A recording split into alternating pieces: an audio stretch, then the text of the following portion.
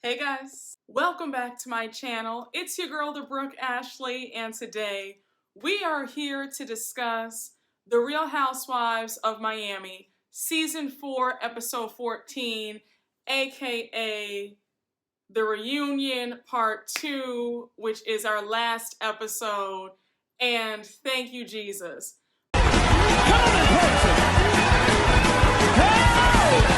But y'all, with all that being said, let's just jump right on into it because we don't have a minute to spare. So we start part 2 off with Andy questioning Nicole about her engagement. He wants to know, why didn't she tell anybody in the group that she was engaged? Like, why did everybody have to find out on People magazine that she was engaged? So Nicole's like, I didn't really think about it. With so much going on. And of course, you have Alexia chiming in, and Alexia's mad at Nicole. So she's like, yeah, you didn't even tell your best friend Lisa. So now Andy goes on to ask Lisa how she feels about Nicole not telling her. So now Lisa says, I was shocked because we had spoken 3 times on New Year's Eve and she never said anything about her being engaged. And that's such amazing news. I would have loved to have known before seeing it online. Now, I was really annoyed how they were coming at Nicole. It's like Nicole can't catch a break. And also, people have the right to keep things to themselves. And it doesn't mean that you're being shady. It doesn't mean that you don't value the friendship or the relationship. It just means that you want to hold on to this good news before you say anything. That's Nicole's right. I don't understand why everybody's so butthurt that she kept it a secret. And Marisol's hateful self talking about, and it wasn't even People magazine, it was People online. Well, it doesn't matter if it was online or print. She's still got a People magazine spread. What did you get when you announced that you were married? Nobody cared. It wasn't printed anywhere. So stop. For you to try to downplay it like, it's just people.com, that's evil. And I don't care what anybody says, I think that Marisol's jealous of Nicole. Nicole is younger by a good 15, 20 years. She has a career of her own, a fabulous career at that. She went to medical school and she's with a very rich man. Stop it. And she's pretty. Marisol's upset. Nicole really ruffles her feathers. And Marisol, let's not discuss how you're just a friend of the show.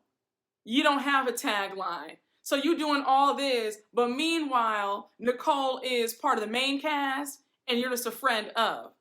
So now Larsa jumps in because she doesn't like Nicole either. And she's like, you keep saying that your PR person told you this, your PR person told you that. You're not in first grade, Nicole. You could have told us. It's like, if you guys don't care for her, why would she share such good news? And again, Nicole's not obligated to share her news because you guys wanted to know. Now Andy reads another viewer question asking if Nicole is truly invested in the friendships in this group, or did she only join this show to be on TV? I was like, well, that's kind of a dumb question because are any of these ladies invested in the friendships in this group?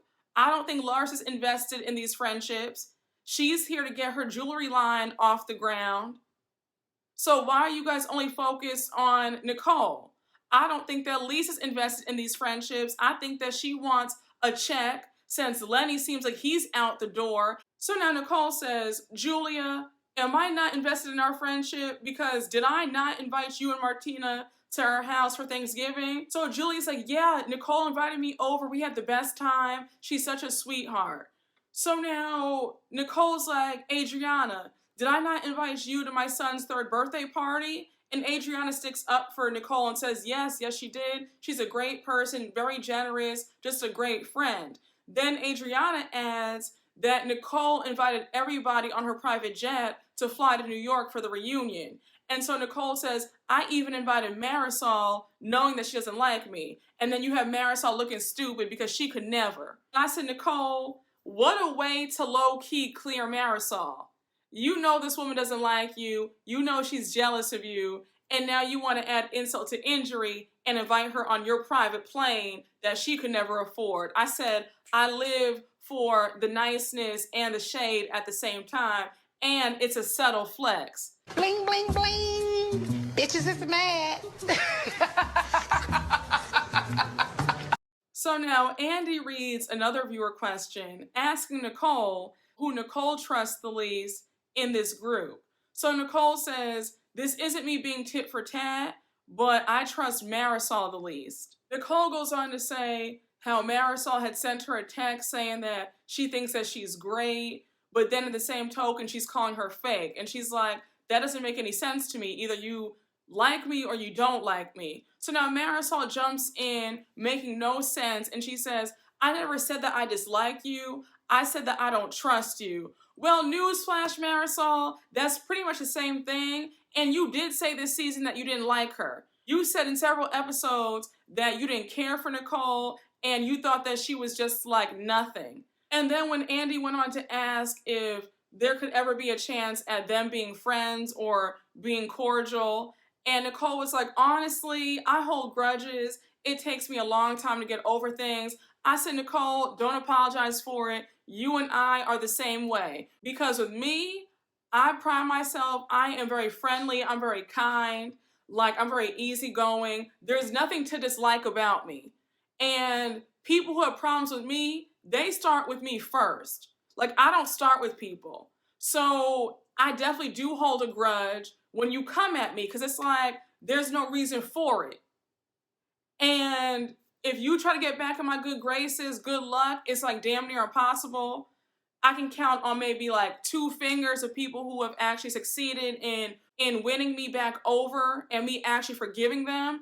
I'm not saying I'm proud of this, but that's one of my biggest flaws. Like I have a very hard time forgiving people. If you slight me, if you wrong me, it's over. Like I will cut you off so fast.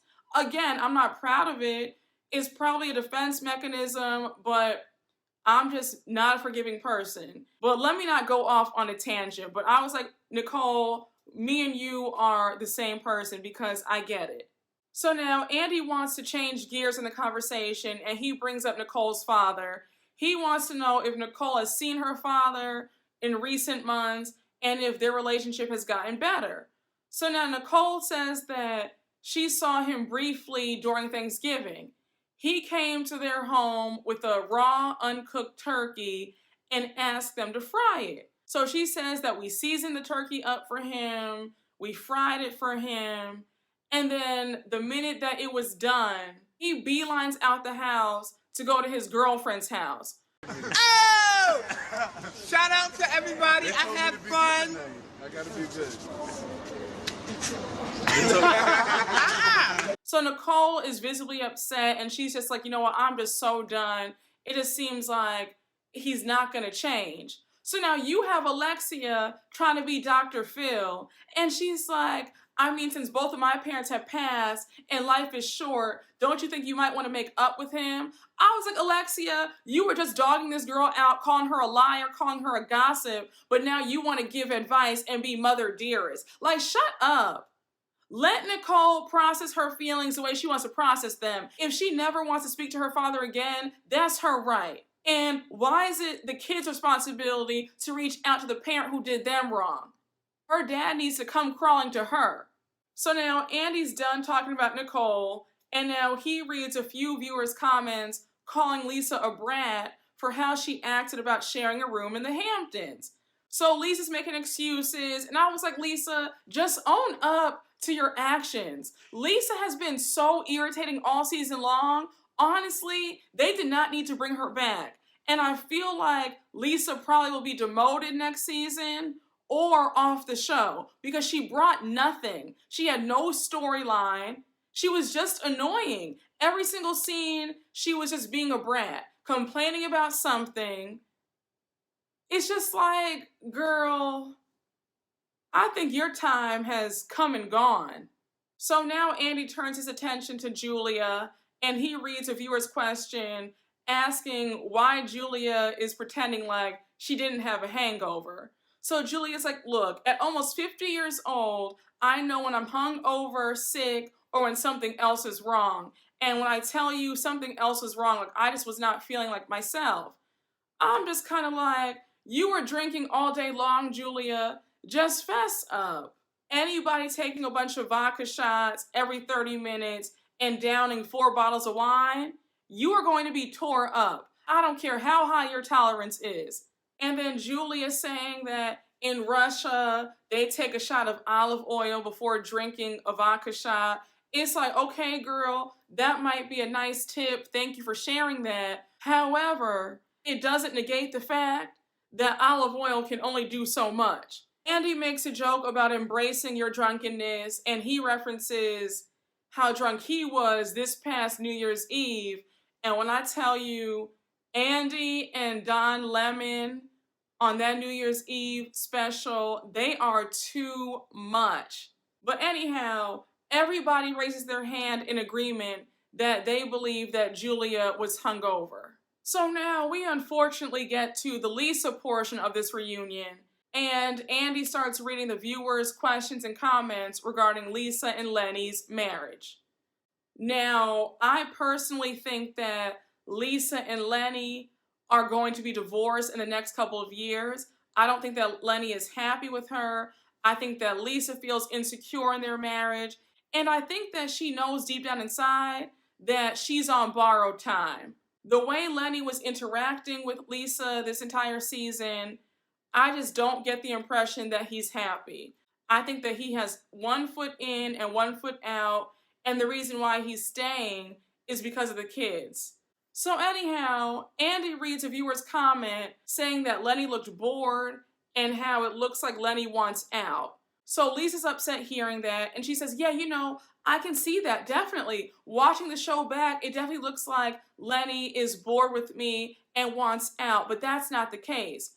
So now she starts discussing that many years ago, Lenny was really angry at her and threatened her with divorce because she was partying all the time. And he wanted her to sit down and get serious about having kids. Now, Adriana interjects with the sad fact that studies say that romantic love fades after 2 years. I feel like if you genuinely like, love, and respect the person that you're with, I think that the romantic love never fades. It might not be the same intensity that it once was, like when you first got together, but I feel like when you really do honor your spouse, I don't think the romantic love ever fades away. So anyhow, Andy makes a joke saying, so that's why my relationships never make it past the 2-year mark. Everybody laughs, and now Gertie jumps in, and Gertie was thirsty to have this moment because she didn't have much of a storyline. She was a bit boring, and not much has been said to her at this reunion. So she was just itching to say something. So now Gertie starts spouting out marriage advice to Lisa, and she's like, Lisa, listen to me, okay? Love is not conditional. And love, you need to work on it every single day. So she's going on and on and on. And now Lisa says that she has trust issues and how she's always felt abandoned. So while Lisa's trying to talk, because this is her portion, Gertie is like, no, Lisa, listen to me in the background. And it was like, Gertie, can you shut up? It's not about you. Lisa did not come here to get marriage advice from you. I'm sorry. It was just so weird and off-putting, like, girl, Andy's asking Lisa the questions, not you. Like, you're doing too much. And side note, one of you guys made such a good point in my last recap. Why wasn't Kiki there? Like, Kiki was in every episode. She should have been at the reunion. Like, what was that about? And if we're being really honest, I would have preferred Kiki as a full-time cast member over Gertie. Because Gertie did not give what the girl said she was supposed to have gave in the words of Rolling Ray. But anyways, I digress. So now Andy starts asking about the emotional affair. So Lisa goes on to say that she found the messages by snooping, and then she confronted Lenny about it. And Lenny told her, I don't love you anymore. And she says that she was so devastated when he said that, she fell to her knees sobbing. So she says that this was 8 years ago, And it felt like a stab in the chest because Lenny is her husband, but he's also like her family because she's not close to her family. So if Lenny left her, it would just be like, who does she have? So now Andy reads another viewer question asking Lisa, how is she so sure that Lenny did not have sex with this other woman? So Lisa says, look, I know for certain because I looked through every single text message and nothing happened. Like, they never met up. It was just them talking. I'm like, Lisa, are you dumb? Like, are you really that delusional to think that Lenny did not have sex with this woman that he was talking to for months on end? There's a good chance that he was seeing this other woman before you guys had separated. Like, please don't be so naive. I think that Lisa's trying to kid herself because she wants to pretend like she's in this fairy tale of a marriage. I also feel like Lisa is scared to death that Lenny's going to leave her because since Lenny made Lisa sign a prenup, I remember her saying in earlier seasons that if they divorce, she's going to get little to nothing. She doesn't have one of those good prenups where it's like, okay, if you cheat on me, I'm going to get $5 million. If we've been married for 10 years, I'm going to walk away with, $6 million. If I have this number of kids, I'm going to get XYZ. I don't think she has that kind of prenup. I think it's one of those cut and dry ones where it's like, she's going to get nothing. And I think she's afraid of her lifestyle going to nothing, that's why she's so pressed to keep Lenny by any means possible. But I think that she's kidding herself to think that Lenny wasn't sleeping with this woman. And if he didn't sleep with this woman, trust and believe he was sleeping with somebody while you guys were separated. So now Andy closes out Lisa's segment by asking her if Lenny now says that he loves her. And she says, yes, he does. Like, he says it now. And I was like, you've been married for all this time and your husband is just now saying, I love you? Absolutely not. No. I need to hear I love you every single day. Like, every time we get off the phone with each other, we're ending the conversation with I love you. Like, period, point blank. That's non-negotiable. I'm very affectionate. I grew up in a very affectionate home. We say I love you to you like every single minute of the day. So I need to hear that from the man that I'm with. Like, it's no excuses. Like, what are you talking about? He's just now saying I love you? Excuse me? Pardon me? Come again? No. So now we see that there's like a 10-minute break for the women to use the restroom. And Lisa turns to Larsa and she's like, does it look like Lenny doesn't love me? And Larsa kind of laughs it off and she's like, I mean, what's not to love about you? So now Lisa says, no, but seriously though, like, do you think that he loves me? And Larsa says, I mean, I think he loves you, but I think that he's selfish. Lisa gets upset by that and she's asking, what do you mean by you think he's selfish? And it's like, girl, you're that insecure. You need to ask your friend all these questions about your man. Like, you know your man best.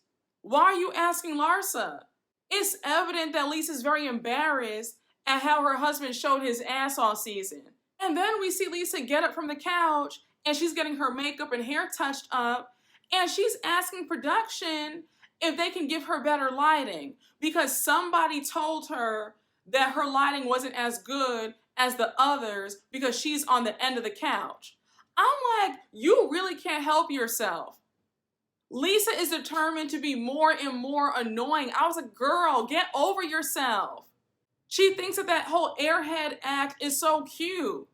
The lighting is just fine. Everybody has the same light. Now we get to the Alexia portion of this reunion, and I was like, well, there goes the rest of the episode because Alexia's drama is a good 30 minutes long. So Andy says, well, despite all the sadness that you went through, you and Todd were able to elope to St. Bart's and have a fabulous wedding. So now he goes on to ask her if she's going to have a big reception in Miami, and she says that in the coming months, there will be a party. So now Andy changes gears in the conversation, and now they start discussing Herman. We all remember Herman, her second husband who passed away, and the rumors about him being gay were swirling all around while they were married and she was on the show in the earlier seasons. So Andy starts off by asking, were there ever any signs of Herman being gay? Did you ever have an inkling or a clue? Alexia says no, but she goes on to say that when they first started dating, she remembers hearing the rumors. So she says that she asked him and he denied it.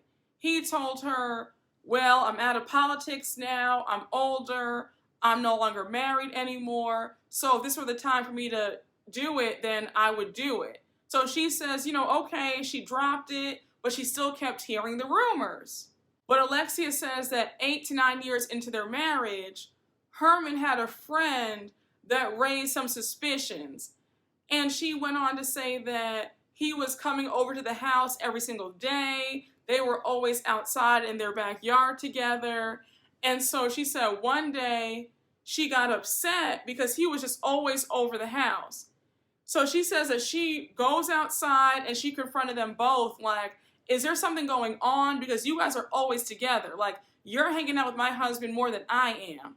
She continues by saying that Herman denied it, the friend denied it. On top of that, everybody around her kept saying, no, you're ridiculous, you're silly, Herman's not gay. She even expressed concerns to her mom, and her mom kept saying, you're being silly, like, he's not gay. Like, put that out of your head.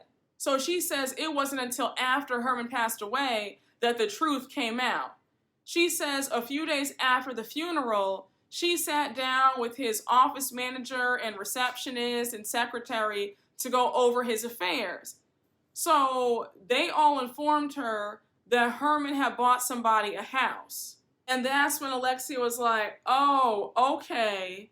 So now Andy reads a viewer question about why did Adriana think it was appropriate to say at Nicole's house that she heard that Herman died while another man was on top of him. Like, that was very rude of her to say that. So Adriana's making excuses and she says, well, I said it because I thought that it was common knowledge. Like, I had heard that 5 years ago and I couldn't hold it in anymore. And I'm like, Adriana, I don't care how you try to slice that. That was very rude for you to say. And the way you said it, you made it sound so salacious. Like, you could have said that another way. There's a way to say and do everything, and that wasn't it. Adriana likes to say some slick stuff and then play dumb. I don't like that. Always trying to play victim to circumstances and situations that she created. Like, girl, learn how to shut your damn mouth and have some tact. So Alexia chimes in and says, and by the way, I asked his lover if that was true, and he said it wasn't. So now Adriana apologizes and she says, again, I'm sorry, but that's what I heard. And it's like, okay, sis, but what you heard wasn't the truth. Now Andy pivots the conversation on to Peter and Todd. Now you already know that Alexia is about to get real touchy about this because God forbid anybody say anything about that awful son of hers. So now Andy brings up the big fight that happened with her son and her new husband, and she says that it was a learning experience and her family is better than ever, and how Todd and Peter get along and everything is all good. So now Andy starts reading viewer comments of people who were upset with Todd. I'm like, you do know that Todd was correct for chastising Peter. I was glad that he got in Peter's behind because Peter has been running amok for years, his entire life. He needed to hear a dose of the truth. And Todd didn't say enough, in my opinion. So now Alexia goes on to clear up how Frankie didn't pass out because of Peter giving him the weed. He passed out because of his brain injury. So she's like, yeah, it happens often, unfortunately, but it wasn't because of the weed. Now Andy goes on to ask Alexia if Alexia was upset when Todd said that those aren't his sons. And so Alexia says, no, he didn't mean it in a bad way. So now Larsa jumps in and she's like, I know how he meant it. He meant it like, I would actually say worse if these were my sons, but because they aren't my biological sons, I can't go but so far. And I was like, again, I found nothing wrong with what Todd said, and Todd should have gone even harder because Peter has never had any real guidance in his life. Herman didn't discipline him. His biological father was a big time cocaine dealer.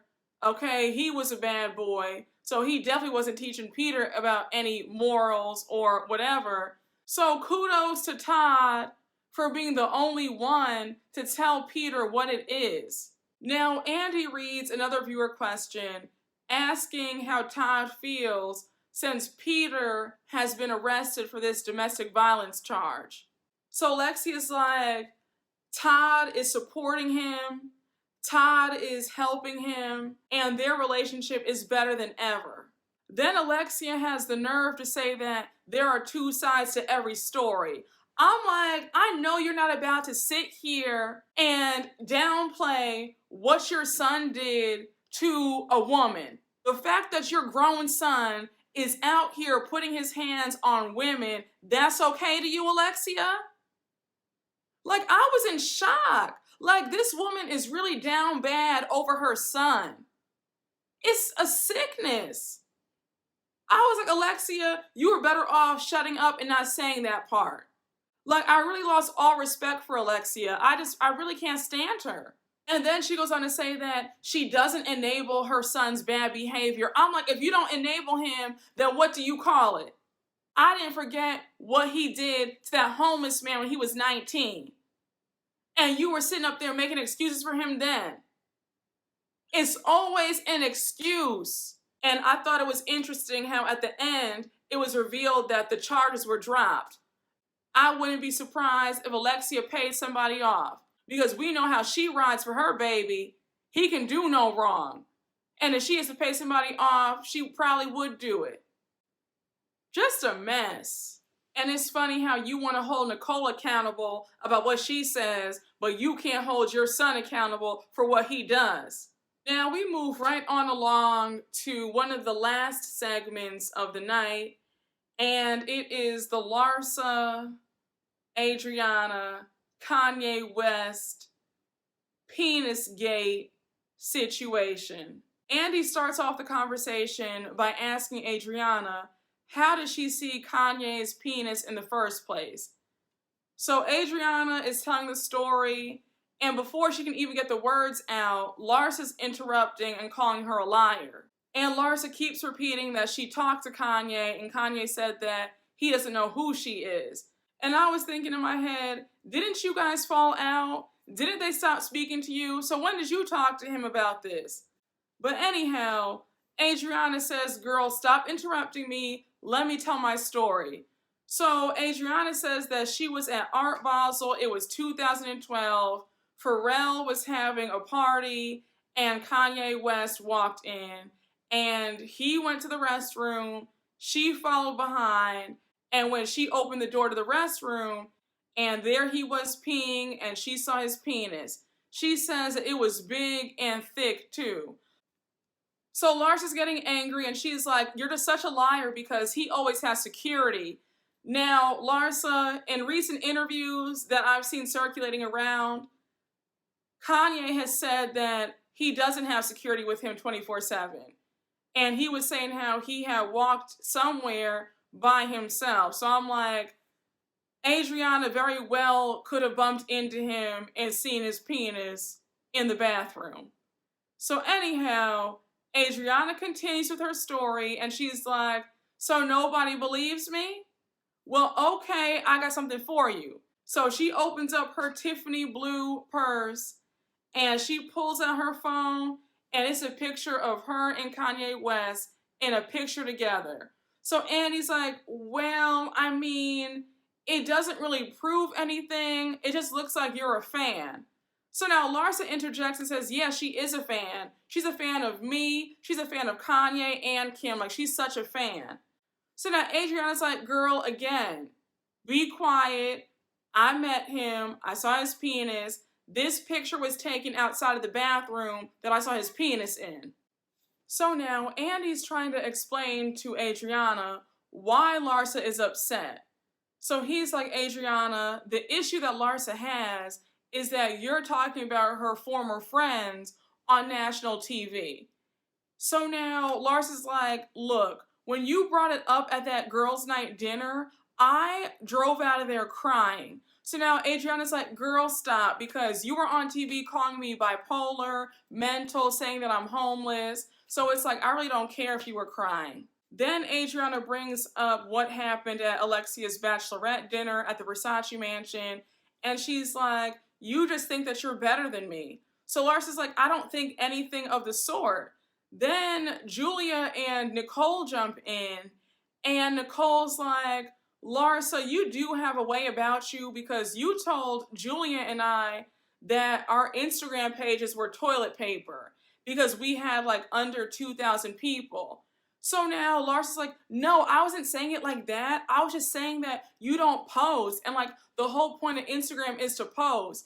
And I was like, Larsa, I could definitely see her saying that because Larsa's very superficial, very shallow.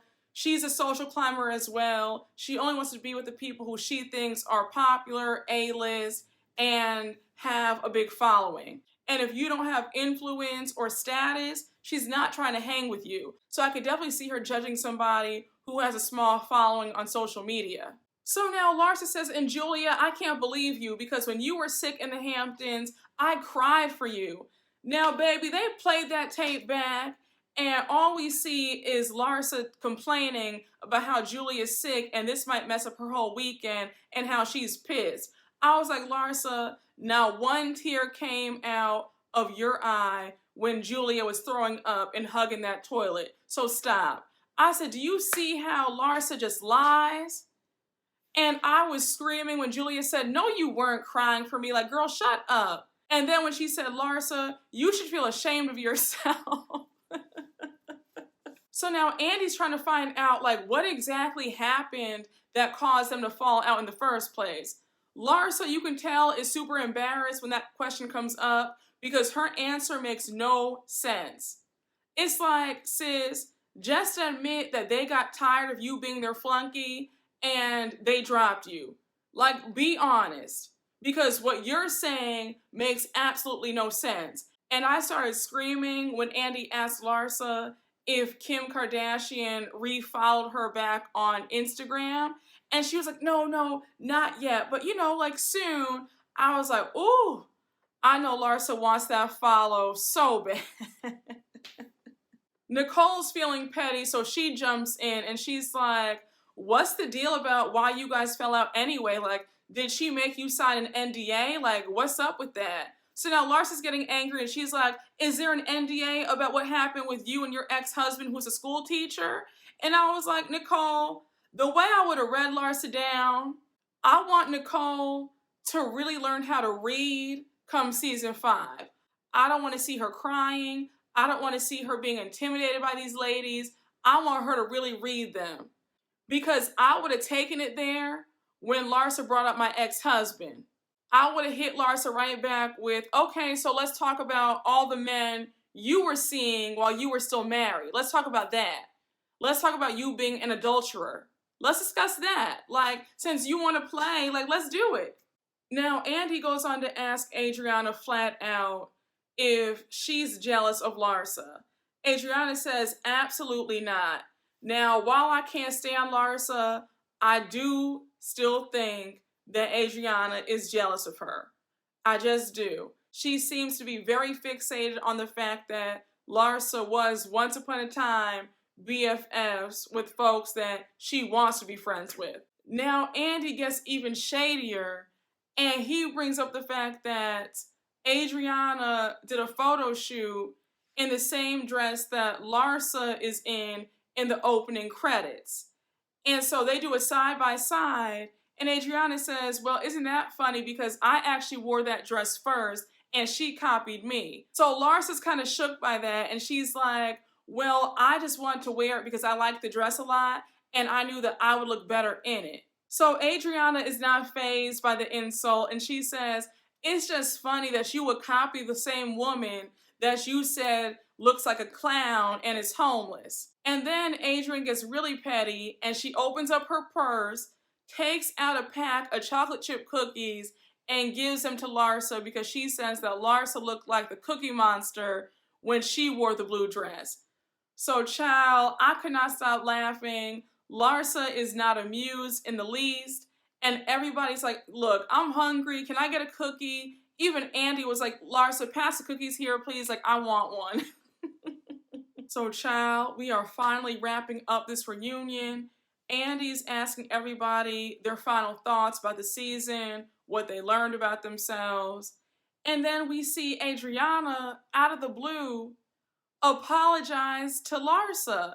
And the apology just seemed so fake. It was just so weird. I was like, girl, where is this coming from?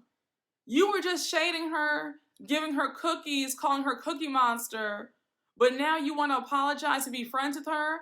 And when she jumped off the couch to give her a hug, I was like, Adriana, are you okay? Like, what's going on? It just was very off-putting, very weird. Even Larsa was taken aback, like, girl, what? Like, we were just dragging each other. Now you want to be my friend again? Like, how does that work? Larsa sort of accepts the apology, but she says that it's going to be baby steps because Adriana is a wild card. And then Gertie says that the show made her realize that she's a workaholic and doesn't have many friends. Now, when Gertie said that she didn't have many friends, I wasn't surprised. And that's not being shady, but the way that she overtalks people, that's very off-putting. So, child, Andy wraps up the season with a toast led by Julia, and they are all taking a vodka pickle shot. And that's where this season ends. But y'all, this was a cute season, perfect length, 12 episodes, 2 parts of the reunion. They didn't drag it out. It was a quality reunion. I was pleased. But let me know what you guys thought down in the comments. Thank you all so much for watching. I hope you all enjoyed. And as always, please make sure to like, comment, and subscribe. And I will see you all later. Bye.